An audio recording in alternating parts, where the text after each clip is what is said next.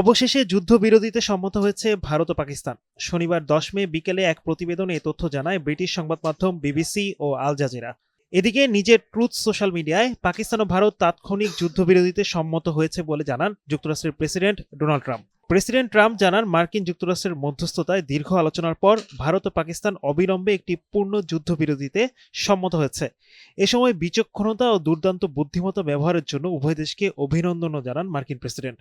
পাকিস্তানের উপপ্রধানমন্ত্রী ইসাক দার বলেন, আমরা যুদ্ধবিরতিতে সম্মত হয়েছি। পাকিস্তান তার সার্বভৌমত্ব এবং আঞ্চলিক অখণ্ডতার সাথে আপোষ না করে সবসময় এই অঞ্চলে শান্তি ও নিরাপত্তার জন্য প্রচেষ্টা চালিয়েছে।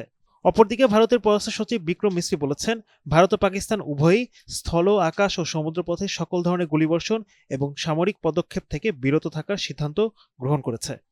বান্ডেল থাকলে প্রতি সেনমানিতে টাকা বাঁচবে।